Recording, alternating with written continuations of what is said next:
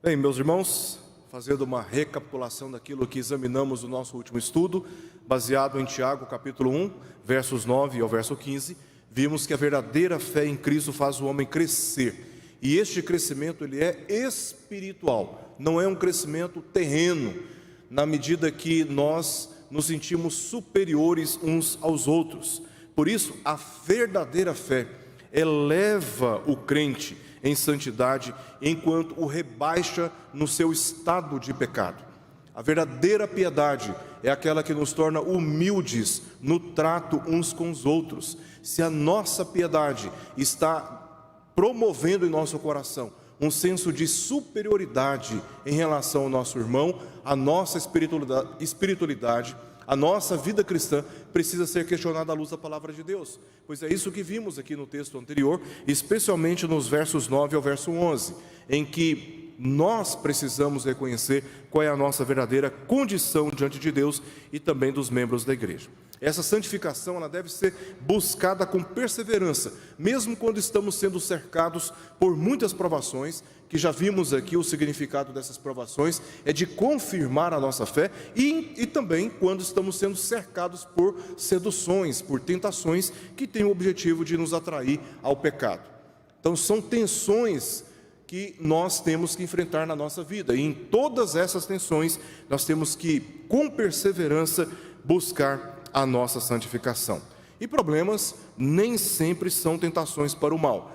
Uma vez que nós compreendemos essas verdades, nós não podemos, a cada problema que nós enfrentamos na nossa vida, identificar o problema como um pecado ou como causa do nosso próprio pecado.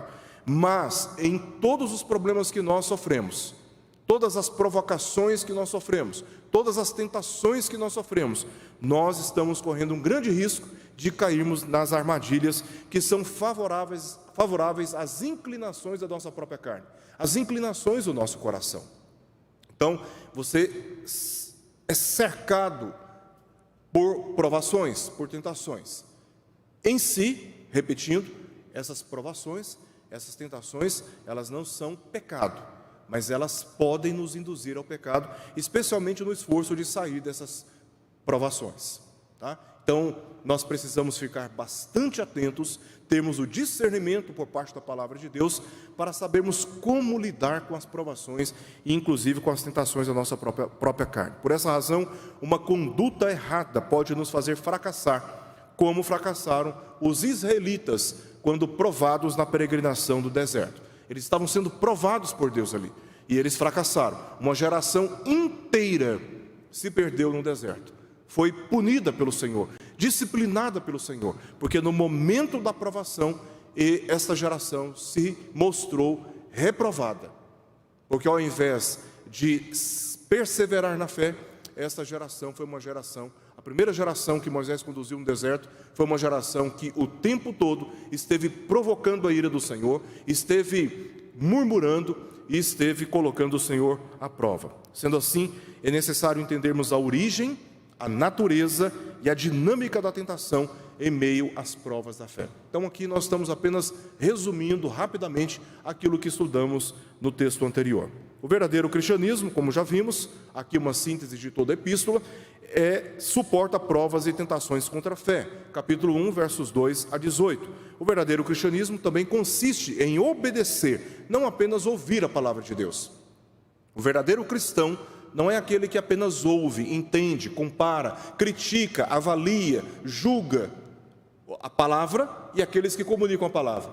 O verdadeiro cristão é aquele que ouve a palavra de Deus e atende, obedece. É o que nós veremos a partir do verso 19 do capítulo 1 até o verso 26 do capítulo 2. Também o verdadeiro cristianismo, ele se baseia na sabedoria divina, não em filosofias humanas. Nós temos uma única regra de fé e de prática na nossa vida. E esta única regra de fé e prática é a palavra de Deus. É dela que nós extraímos, é dela que nós obtemos a sabedoria de Deus para conduzir a nossa vida, para julgar se realmente cremos em Deus ou não, e para também julgar as nossas obras, se são fruto da verdadeira fé, ou se são apenas obras dirigidas por uma moralidade desprovida da fé e do temor do Senhor. É o que veremos nos capítulo 3, versos 1 ao verso 18. O verdadeiro cristianismo também é aquele que se humilha diante de Deus. Ele não se exalta diante de Deus. Ele não se apresenta diante de Deus como sendo autônomo, determinando, julgando, dando carteirada a Deus. Está aqui, o Senhor vai ter que obedecer, que barganha. Não, o verdadeiro cristianismo é aquele que nos humilha diante do Senhor. Em nenhum momento da nossa vida, por mais bem intencionados e por mais excelentes que sejam as nossas obras, a ponto de despertar a admiração dos homens, ainda assim nós não conseguimos alcançar a plenitude da vontade de Deus. E essa consciência, ao invés de nos exaltar, de nos tornar exaltados, de nos tornar orgulhosos, altivos, esta percepção, na verdade, nos coloca diante do Senhor de joelhos, no estado de humilhação, diante do Senhor, o supremo juiz, aquele que é altíssimo, santíssimo. O verdadeiro cristianismo é aquele que posiciona o cristão diante dele com humilhação. Também veremos no capítulo 5, versos 1 ao verso 20, que o verdadeiro cristianismo, ele é abençoado. Deus faz repousar a sua bênção sobre estes verdadeiros cristãos. E Deus, ao abençoar a igreja, ao abençoar os cristãos, os usa como instrumentos para abençoar a vida de outras pessoas. Porque o cristianismo, relacionado àquilo que veremos aqui, capítulo 1, verso 19 ao verso 26 do capítulo 2, ele não se trata apenas de ouvir a palavra de Deus, mas de obedecer a palavra de Deus, e em obedecendo a palavra de Deus, nós servimos. Cristãos, eles servem, eles se dedicam ao bem do próximo. É isso que nós veremos. O que estamos tratando aqui atualmente é apenas o ponto 1. No ponto 1, nós já vimos que o verdadeiro cristianismo suporta as provas e tentações contra a fé como motivo de alegria e propósito de perseverar, com sabedoria da parte de Deus, com uma perspectiva adequada da nossa própria condição, com o entendimento correto sobre a natureza da tentação, e hoje nós veremos o último ponto, que é com consciência do caráter de Deus. Então nós suportamos as provas e tentações contra a fé, por uma consciência do caráter de Deus. É isso que nós estaremos vendo aqui. Então Tiago, ele ofereceu, nesta parte do texto que nós estaremos estudando, uma severa repreensão aos que buscam se justificar de seus pecados, tentando transferir responsabilidade moral para Deus, por reconhecer que Ele é o supremo governante da história humana, dizendo: já que Deus é soberano, que Ele governa toda a nossa vida, então tudo o que está acontecendo na minha vida, de bom, mas também de ruim, é responsabilidade de Deus. E nisso, alguns cristãos certamente já estavam atribuindo a Deus a responsabilidade moral dos seus pecados, da sua estupidez, da sua negligência, da sua omissão. Estavam dizendo: sou tentado por Deus, denotando ou se referindo no sentido de que Deus, ele não é apenas a origem da tentação. Essas tentações vieram da parte de Deus, tuteus no grego, ou seja, da parte de Deus. Deus é a origem, mas também apontando Deus como o operador da tentação. Então eu estou sendo tentado porque Deus, na sua soberana vontade, na sua soberana autoridade, Ele está movendo as circunstâncias de tal maneira que eu estou me sentindo provocado a pecar. Então Tiago, ele repreende severamente aqueles que já estavam pensando assim, atribuindo responsabilidade moral a Deus pelos seus próprios pecados. Então ele deixou bem claro que Deus não pode ser tentado, e ele usa aqui a palavra peirasso em grego, ou seduzido pelo mal, porque ele é essencialmente contrário a todas as formas de pecado. E aqui ele usa a outra palavra, apeirastos. Ele usa a partícula a para justamente mostrar uma posição radicalmente contrária. Deus, ele não pode ser tentado e ele mesmo a ninguém tenta, porque Deus ele é completamente contrário a qualquer forma de tentação e de maldade. Ele não pode absolutamente ser atraído pelo mal, não pode. Então ele mesmo não influencia o homem ao pecado, ele não pode ser atraído para o mal, e ele, portanto, pela sua retidão moral, não pode também provocar o homem ao mal, ao pecado, ao mal moral. Ora, nós lemos o testemunho de João na primeira epístola, capítulo 1, verso 5. Ele diz: ora, a mensagem que da parte dele temos ouvido e vos anunciamos é esta, que Deus é luz. Essa é uma característica absoluta da natureza de Deus. Deus é luz, e nesse sentido não há nele treva nenhuma. Deus é absolutamente santo. Absolutamente santo. Deus muitas vezes prova a fé, mas nunca induz o homem ao pecado. Ele usa, obviamente, já vimos aqui, principalmente no texto que nós lemos aqui no verso 3, ele usa, com certeza, muitas vezes, de situações para provar a nossa fé, mas nunca para induzir o homem ao pecado. Ele usa as provações presentes para promover a perseverança, é o que lemos no final do verso 3, a perseverança do cristão, mas nunca para promover o fracasso moral do cristão, nunca. Então, o homem não pode atribuir a Deus responsabilidade moral pelo seu pecado. Então, afinal de contas, se Deus não é a origem, a fonte das tentações, e Deus não é o operador das tentações, então, de onde vêm as tentações? E quem está promovendo as tentações?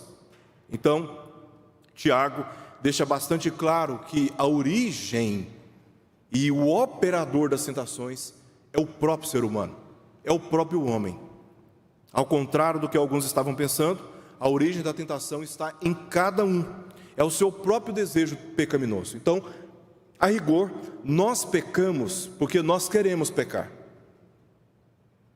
Nós não somos obrigados a pecar, nós não somos obrigados a percorrer caminhos que envergonham o testemunho cristão à luz da palavra de Deus. Ninguém nos força a pecar. Nós pecamos porque nós queremos, ainda que nos sentindo pressionados, provados ou tentados, a rigor, nós cedemos porque nós queremos. Então a origem, a fonte das tentações está no desejo pecaminoso do homem. Esse desejo interior, a cobiça que ele apresenta aqui, atrai, ou seja, ele, por causa da cobiça do nosso coração, nós nos aproximamos, nós flertamos, nós desafiamos, nós enfrentamos aquilo que nós não devemos enfrentar. Existe um desejo do nosso coração, um apetite do nosso coração pecaminoso. É por isso que nós nos aproximamos. E quando nós nos aproximamos daquilo que é proibido, quando nós nos permitimos alimentar esse desejo pecaminoso, o que acontece? Somos seduzidos ou aprisionados, efetivando assim o pecado e, por fim, gerando a morte, que é a separação, ou seja, a consequente perda da comunhão com Deus e a consequente perda da comunhão também com a igreja, que é o povo de Deus. Onde Deus faz repousar a sua bênção? Sobre o seu povo que está reunido. Onde que o Filho de Deus está presente? No meio do povo de Deus. Essa foi a visão que João teve lá em Apocalipse capítulo 1 e lá em Apocalipse também capítulo 22, quanto à consumação dos séculos. Ele vê Jesus no meio das igrejas, no capítulo 1, igrejas do presente, e lá no capítulo 21, ele vê Jesus no meio do povo de Deus, no meio das igrejas, quanto à eternidade, quanto à consumação dos séculos.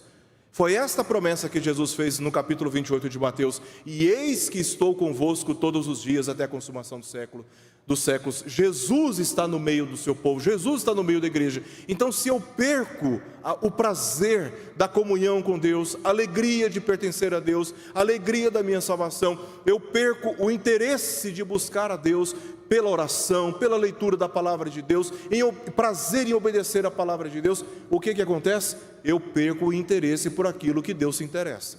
Eu perco o interesse pelo povo de Deus. Então, congregar para mim já não faz o menor sentido, a não ser que seja apenas para evitar falatórios que me incomodam, julgamentos perturbadores, a não ser que seja para apenas produzir uma falsa religiosidade.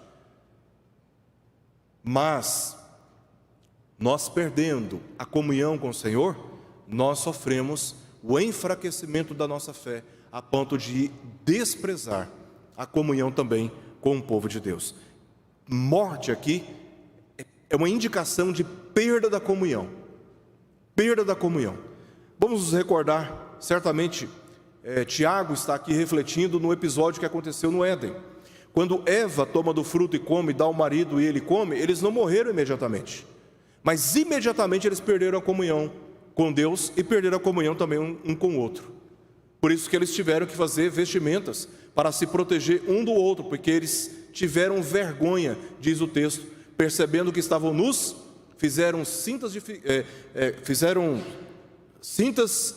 de figueira e se revestiram, se protegeram um do outro, porque pecado afetou imediatamente a comunhão com Deus e afetou imediatamente a comunhão com o seu próximo.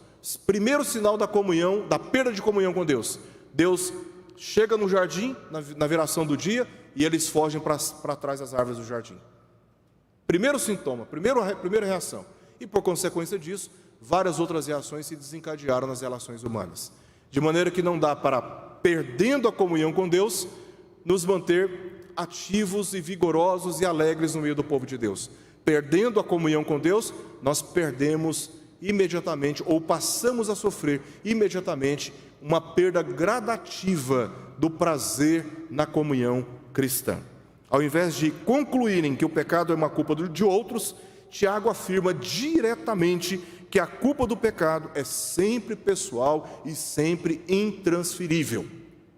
Eu pequei, Senhor, porque eu quis pecar, e o meu desejo de pecar contra o Senhor me envergonha. Como diz Paulo em Romanos capítulo 7, o bem que eu desejo, este eu não faço. O mal que eu não quero, este é o mal que eu faço. Quem somos nós para nos apresentar diante de Deus com a cabeça erguida? O verdadeiro cristianismo, ele nos humilha diante do Senhor, porque somos denunciados pela retidão da presença de Deus, revelada pela sua palavra, como pecadores ainda carentes das misericórdias do Senhor. Como diz o profeta Jeremias, lá no capítulo 3 de Lamentações, que as misericórdias do Senhor são a causa de nós não sermos consumidos. Mas graças a Deus, pois Ele renova as suas misericórdias a cada manhã a nosso favor. E se não fosse essa misericórdia, essa graça de Deus, mesmo cercados por maravilhosas obras, nós seríamos consumidos pela retidão do Senhor. Então, o pecado é sempre uma culpa pessoal. Não adianta colocar a culpa no marido, não adianta colocar a culpa na esposa, nos seus filhos, na igreja, na situação política do país. Não adianta colocar a culpa no seu professor, na universidade ou na escola que você estuda. Não adianta colocar a culpa nos seus colegas da escola. Não adianta colocar culpa em nenhuma situação, em nenhuma pessoa, nem mesmo no mundo, nem mesmo no diabo. Porque nenhum de nós é obrigado a pecar. Nós pecamos porque o nosso coração deseja pecar. E é essa inclinação perversa do nosso coração que nos faz olhar e nos aproximar daquilo que Deus proíbe. E nós nos aproximamos porque queremos. Nós efetivamos o pecado porque nós queremos. E nós sofremos os danos do pecado, conscientes de que eles foram produzidos por escolhas erradas do nosso próprio coração. Então, é importante, à luz do que Tiago está fazendo aqui, reconhecer que o pecado é uma culpa pessoal e ela é intransferível. Não é porque o meu cônjuge erra que eu também tenho o direito de errar. Afinal de contas, a minha lealdade e a minha fidelidade, primeiramente, não é com o meu cônjuge. A minha fidelidade, em primeiro lugar, é para com o Senhor da minha vida, é para com o Senhor da minha casa. Então, se o outro erra, se o outro falha, se o outro deixa de ser fiel, eu permanecerei fiel. Não é esse o testemunho que temos de Cristo? A igreja falha, mas ele permanece fiel. O Senhor permanece fiel. Então, Tiago enfatizou a fonte da tentação, versos 13 ao verso 14, a dinâmica da tentação, verso 15, e a primeira resistência contra a tentação, que é ter a consciência do caráter de Deus, versos 16 ao verso 18. Vamos ler essa passagem que está diante de nós para meditação nesta ocasião. Tiago 1, versos 16 ao verso 18. A passagem diz assim: não vos enganeis, meus amados irmãos, toda boa dádiva e todo dom perfeito são lá do alto, descendo do Pai das luzes, em quem não pode existir variação ou sombra de mudança. Pois segundo o seu querer, Ele nos gerou pela palavra da verdade, para que fôssemos como que primícias das suas criaturas. Pode deixar a passagem aberta, porque nós estaremos observando alguns detalhes aqui dela, tá? Como aprovação da fé, ou seja, não da cobiça, não uma provocação da cobiça, como diz o texto, é provação da fé ou tentação da fé, esse é o sentido. Como a provação da fé produz perseverança, e a perseverança maturidade, verso 4, uma resposta errada às tentações resulta em um humilhante declínio espiritual no caminho da morte, versos 14 e verso 15, que é o texto imediato que temos aqui, anterior à passagem que lemos. Por isso Tiago advertiu: não vos enganeis, meus amados irmãos. Não se enganem, tá? Então existe uma dinâmica, existe uma lógica, e essa lógica precisa ser bem conhecida por todos vocês. Ou seja, essa lógica precisa ser conhecida por todos nós. Verso 16, ele traz essa advertência. É um engano pensar que as leis espirituais podem ser violadas. É um engano pensar que nós vamos proceder mal e vamos experimentar um resultado positivo. Essa é a atitude do gentio, essa é a atitude do ímpio, do incrédulo. Ele pensa que, longe dos caminhos do Senhor, ele obterá um glorioso êxito. E quando nós lemos o Salmo de número 1, lá no final, diz que Deus conhece o caminho dos justos e o caminho dos ímpios. E diz que o caminho dos ímpios, os ímpios perecerão no seu caminho. Então, por um instante, ele acha que está superando as leis divinas, vivendo de acordo com as leis da sua própria natureza, não se sujeitando pela fé ao sacrifício do Senhor Jesus Cristo. Contudo, eles estão caminhando para um grande abismo, e o pior, achando que, embora muitos prosperando em alguns aspectos na sua vida terrena, eles terão um fim glorioso. Então Tiago está aqui reverberando aquilo que nós conhecemos nas palavras do apóstolo Paulo em Gálatas capítulo 6, verso 7 ao verso 8, que dizem: não vos enganeis, de Deus não se zomba. Não pense que você vai desobedecer às leis de Deus e no final você vai colher um resultado positivo e depois ironizar as leis de Deus.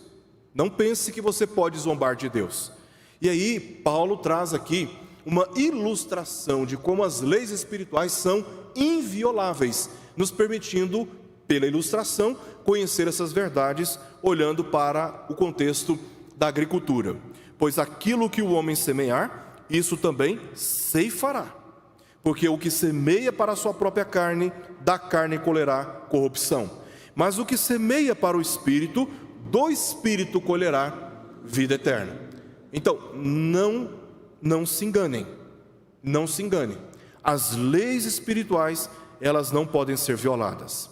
Assim como o desejo pecaminoso, a cobiça, dá à luz o pecado, a superação dessa cobiça observa a superação dela observa e segue a lógica de outra genealogia.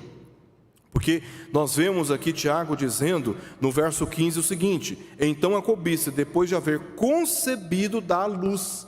Essas palavras, elas nos permitem pensar em quê? Na concepção de um bebê, no nascimento, na geração de vida. Então, se a dinâmica do pecado, ela tem este conceito, a superação da cobiça, ela tem que observar uma outra dinâmica, uma outra lógica, que é contrária a esta. E a lógica que Tiago nos permite observar aqui, é a lógica que nos torna capazes e habilitados a suportar com perseverança a provação. É o que lemos no verso 13. Ninguém, ao ser tentado, diga: sou tentado por Deus, porque Deus não pode ser tentado pelo mal e Ele mesmo a ninguém tenta.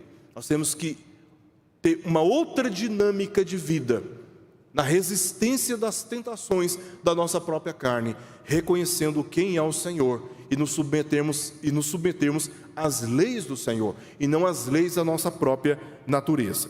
É nítido o contraste entre a cena tenebrosa da morte, que se revela dos desejos pecaminosos, e a cena cintilante que emana do testemunho sobre quem é Deus. Então nós temos dois caminhos: o caminho da nossa carne, semear para a carne, ou o caminho do Espírito, semear no Espírito. São realidades opostas.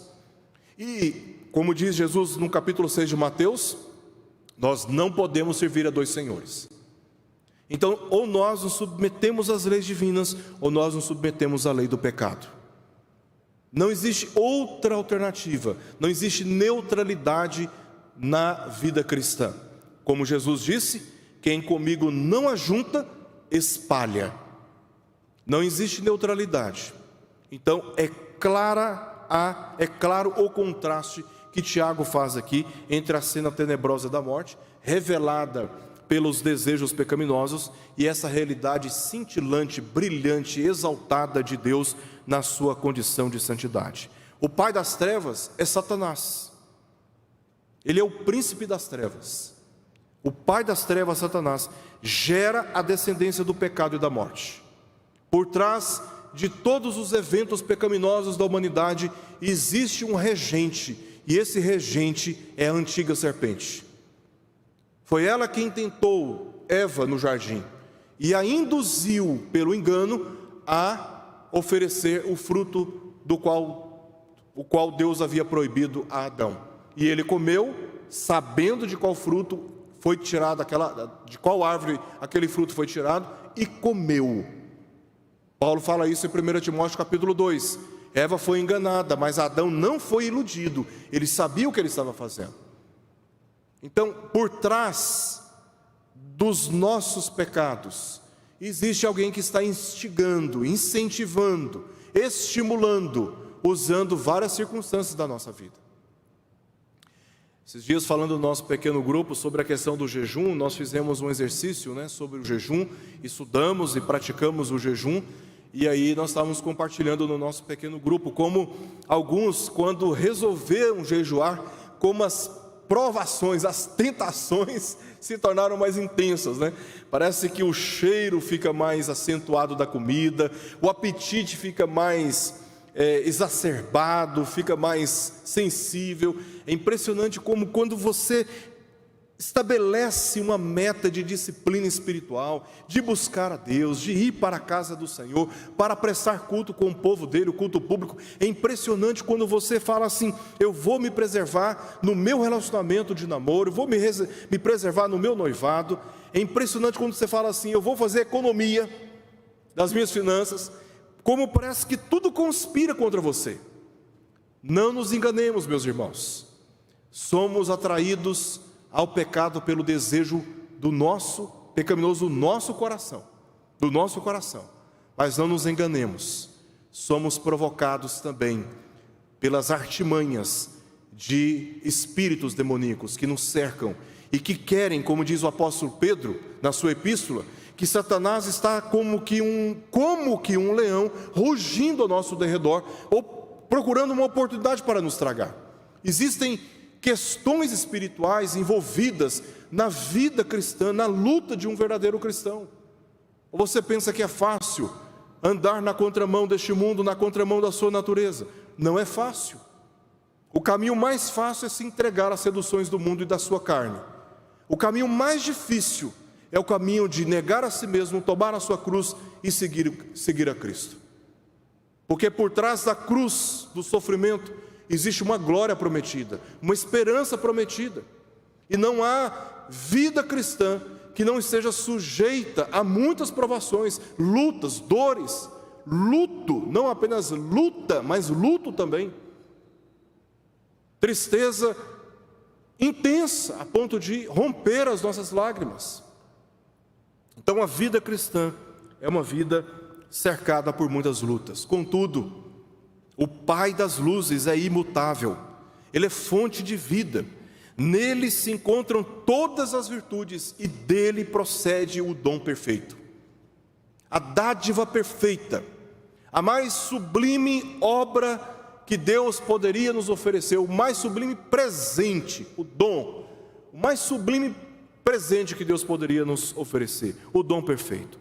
Pai das luzes aqui se refere a Deus, quem criou os corpos celestes, que regem os dias e as estações.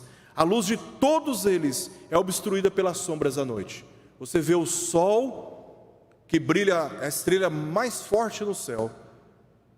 Você não pode nem imaginar que não vai durar muito aquela luz, e aquela luz será obstruída pela sombra da terra.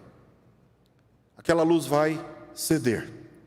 E aí teremos, pelo reflexo do sol, a lua, iluminando parcialmente a terra com as estrelas. Veja como elas estão em constante mudança na nossa perspectiva. As trevas cobrem a terra e obscurecem o brilho mais forte do sol. Mas Deus foi quem criou o sol, as estrelas. Deus é o Criador da lua. E Ele nunca perde o brilho da sua natureza imutável, e seus propósitos jamais podem ser impedidos. Os corpos celestes têm o seu resplendor, obscurecidos por períodos, por estações, mas a glória de Deus jamais passa. Tiago deu testemunho de que os cristãos são gerados pela palavra da verdade para serem como que primícias das suas criaturas. Este é o mesmo testemunho do apóstolo Pedro na sua primeira epístola, capítulo 1, verso 23. Pois fostes regenerados, não de semente corruptível, mas de incorruptível, mediante a palavra de Deus, a qual vive e é permanente. Esta é a palavra pela qual nós fomos regenerados. Não há razão para que as primícias de Deus, nós, os crentes regenerados, não meramente os crentes religiosos, disciplinadamente religiosos, mas os crentes regenerados, não há razão para nós, como primícias de Deus, cedermos às tentações. Pelo contrário, devemos aprender a resisti-las, ou não poderemos crescer rumo à maturidade espiritual para os seus filhos na luz. Deus espera que os seus filhos cresçam, amadureçam. É isso que nós lemos no verso 4 do capítulo 1. Ora, a perseverança, que é promovida pela provação da fé, a perseverança deve ter ação completa. Com qual finalidade? Para que sejais perfeitos e íntegros, em nada deficientes. Então, as provações na vida do cristão são uma oportunidade para que eles amadureçam na fé. Tenham não apenas a sua fé confirmada, mas para que eles amadureçam na fé. Sejam fortalecidos na fé, fortificados na fé, firmados na fé. Como Pedro vai dizer na sua primeira epístola, no capítulo 5, verso 10. Que essa é a razão porque Deus permite que sejamos provados, a fim de nos fortalecer, nos fortificar, nos firmar, nos tornar perseverantes. Então não há razão nenhuma para nós que somos regenerados cedermos às tentações e sermos privados de crescermos na fé, pois esta é a expectativa que há biblicamente para todos aqueles que são cristãos na pessoa de Jesus. A resistência contra a tentação deve ser encontrada em um relacionamento próximo com o Pai das luzes, a partir de uma resposta consciente e constante à sua palavra, como de um filho para com seu pai. Este é o próximo argumento de Tiago aqui na sua epístola, a partir do verso 19 até o verso 27. Como filhos da luz, nós devemos honrar o Pai das luzes, o nosso Criador, obedecendo a sua palavra. Assim como um filho deve obediência ao seu pai, mesmo quando não concorda com a opinião dele, o filho sempre deve obedecer o seu pai, pois isto é justo, e isto é louvável na presença de Deus. O filho deve sempre honrar os seus pais, como? Obedecendo. Assim, nós como cristãos devemos sempre honrar ao Senhor, o nosso Pai, como? Obedecendo a sua palavra. Esta é a resposta que nós devemos dar para com Ele, num relacionamento próximo, íntimo, pessoal com o Senhor da nossa vida. Para isso, é fundamental a consciência do caráter de Deus, para nos convencer de que a tentação não é da natureza dele, não é da natureza do Senhor, e sim da nossa natureza. Combina com a nossa natureza, não com a natureza de Deus. Observemos, por exemplo, 3 destaques que Tiago faz, significativos e intencionais nesta passagem. Primeiramente, ele destaca que Deus é fonte de virtudes e da vida. É o que ele diz aí, verso 17. Toda boa dádiva e todo dom perfeito são lá do alto, descendo do Pai das luzes.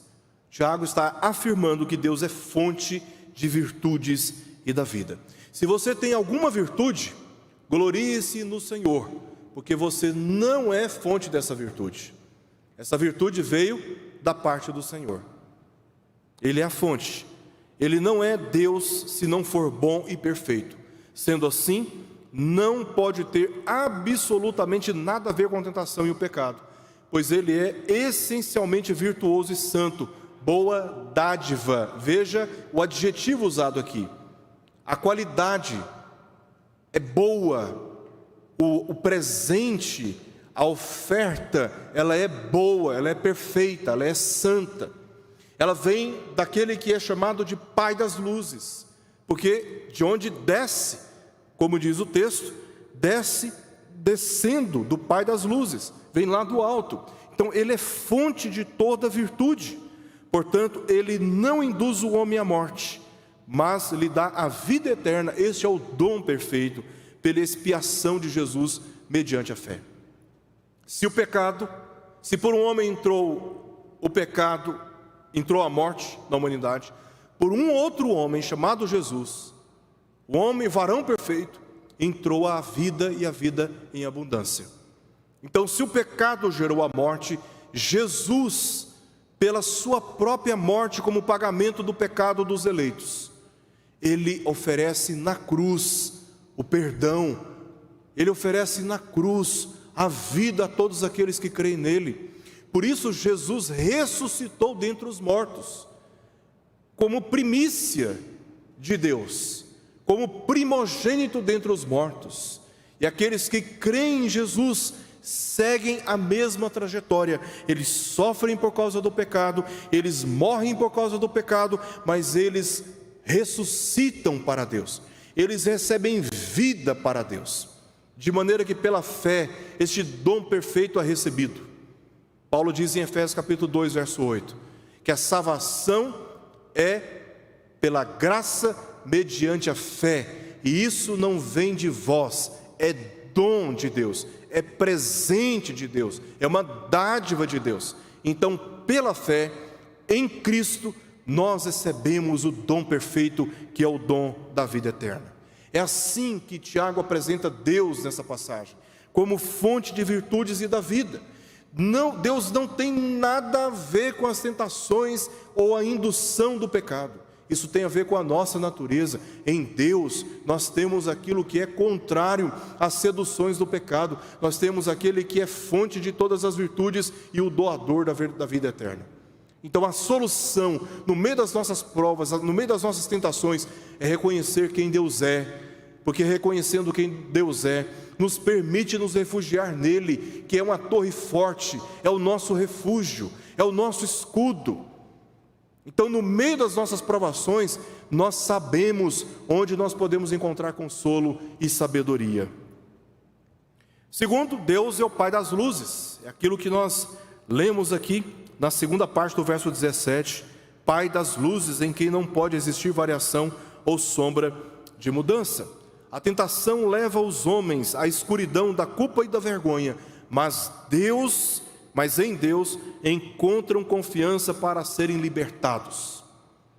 Nós nos metemos outrora em muitos pecados e andamos afastados da comunhão com o Senhor, mas em Deus nós encontramos confiança para sermos libertados dessas trevas espirituais e morais, a fim de nos regozijar naquele que é o Criador dos corpos celestes. E a referência que Tiago faz aqui é uma alusão às mudanças de suas posições e de luminosidade, para afirmar a imutabilidade de Deus. Nós encontramos segurança na imutabilidade de Deus. Você imagina você se relacionando com uma pessoa que hoje está de um jeito, amanhã está de outro jeito.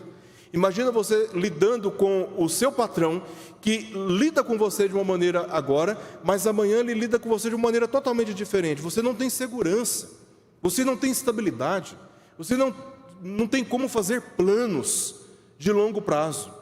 Suas finanças, quem vive do comércio é autônomo, vive de um comércio instável, hoje tem recursos, amanhã não tem que acumular quando tem, para passar pelos períodos das vacas magras. Como é difícil fazer planos onde não há estabilidade. Tiago está mostrando Deus como aquele que é estável, que é uma rocha firme, e que nós podemos assim confiar a nossa vida. As circunstâncias podem ser volúveis, instáveis, flutuantes, mas em Deus podemos firmar o nosso pé e sabermos quem Ele é e sabermos qual é a nossa condição diante dEle. Deus é imutável, Ele é a luz perfeita, nele não há nenhuma variação de mudança ou sombra de mudança. Ele é absolutamente santo, perfeito, justo. Nós podemos confiar absolutamente no Senhor. Nenhum de nós é totalmente confiável, porque nós carregamos o pecado, e na hora que a coisa aperta, se quem está do nosso lado não ficar vigiando, somos capazes de pegar no braço dele e jogar na nossa frente para nos proteger.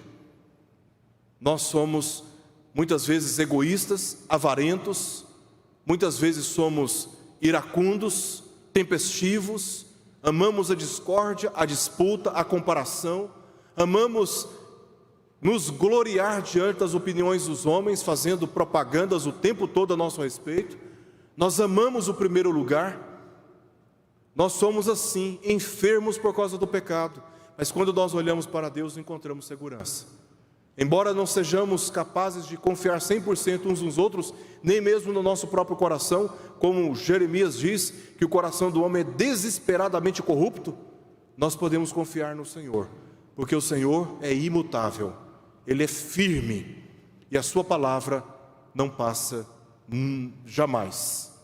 Todas as suas promessas se cumprem fielmente.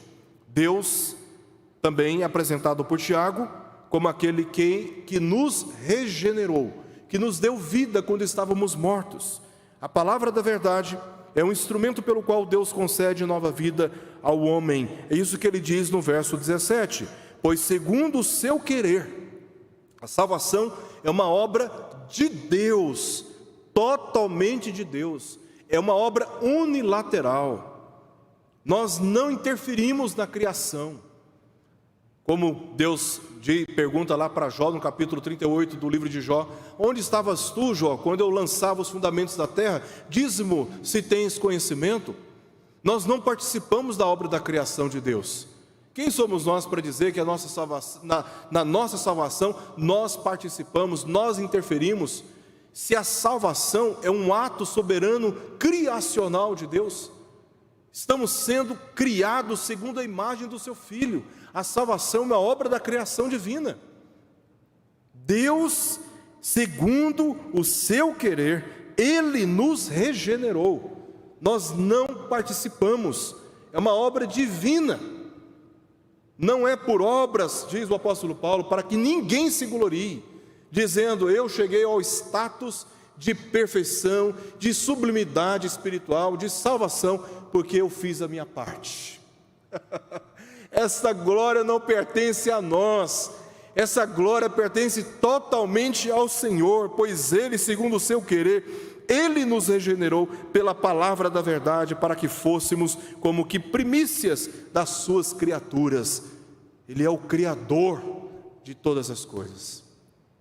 Então, nascido fisicamente, o homem está destinado à morte física, mas nascido pela palavra, ele é espiritualmente regenerado para viver eternamente com Deus. E nós, se hoje morrermos, nós estaremos com o Senhor, porque aprove a vontade do Senhor nos regenerar pela palavra da verdade. E no dia de Cristo, os nossos corpos que são sepultados para experimentarem a corrupção como penalidade do pecado, eles serão ressuscitados, e então seremos íntegros na presença de Deus, quando a nossa alma se unir ao nosso corpo aperfeiçoado à semelhança do corpo de Cristo, e assim podemos desfrutar eternamente na presença de Deus do dom perfeito.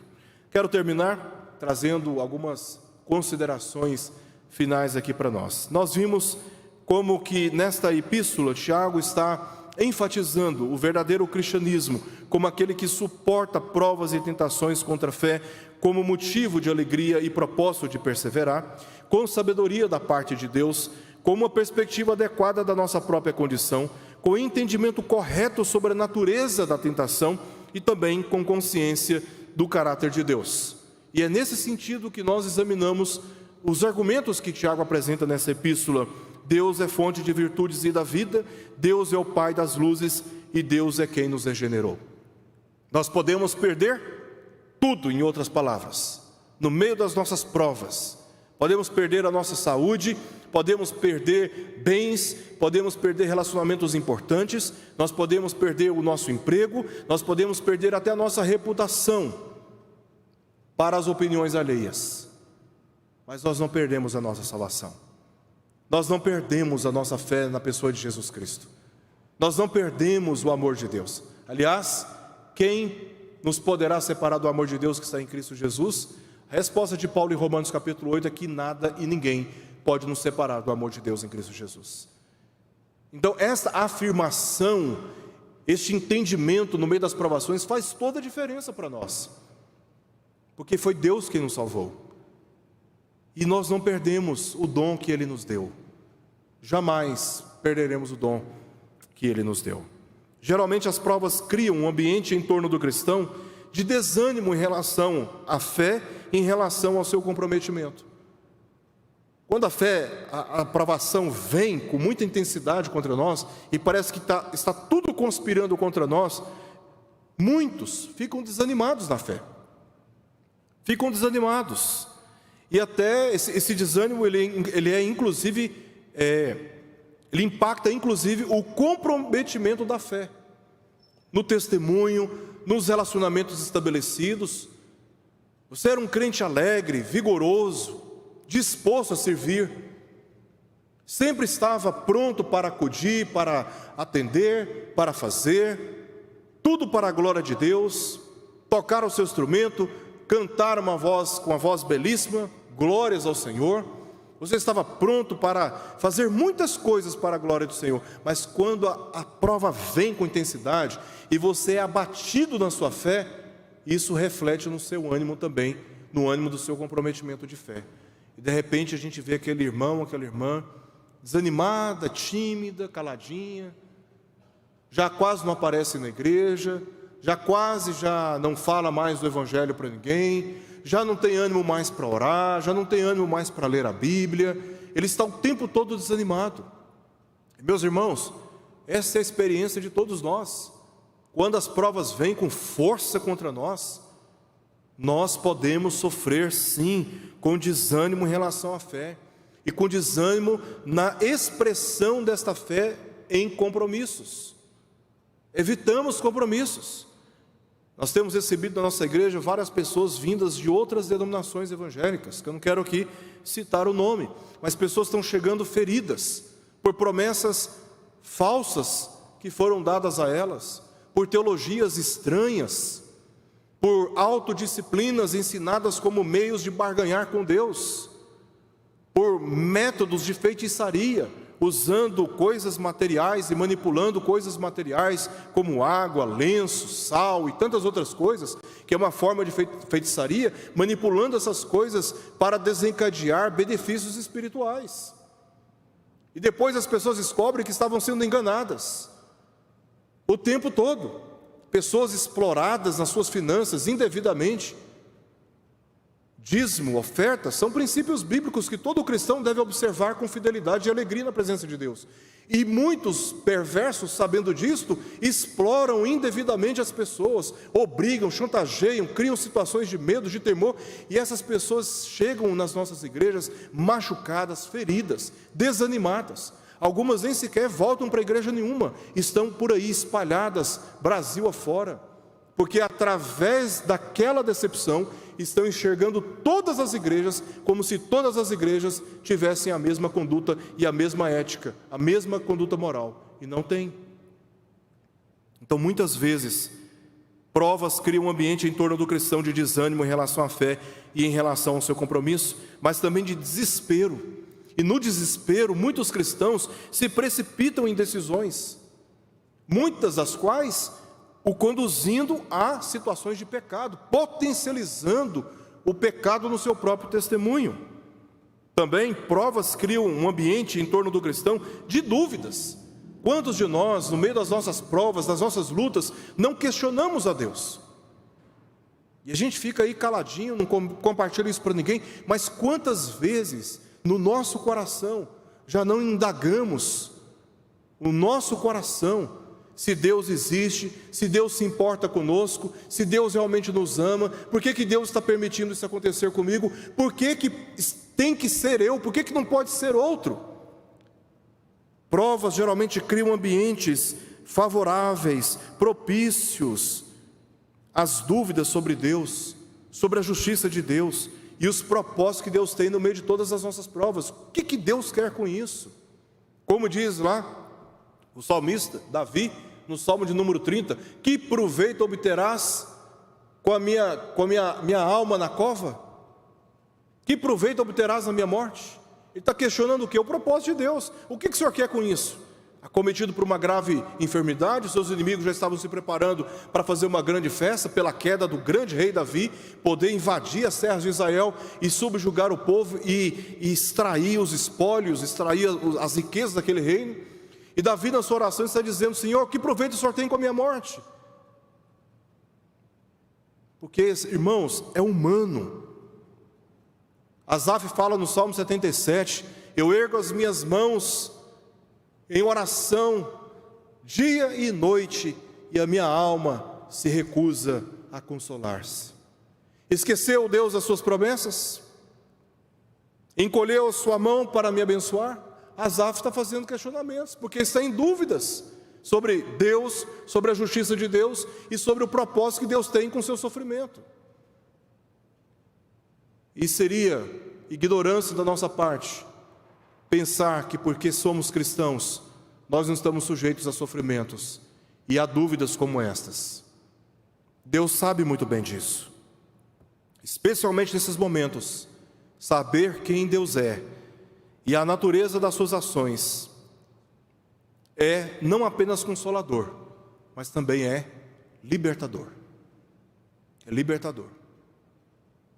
Então, saber quem Deus é, com toda a convicção do nosso coração, quando as provas vêm, isso vai fazer uma grande diferença na nossa vida.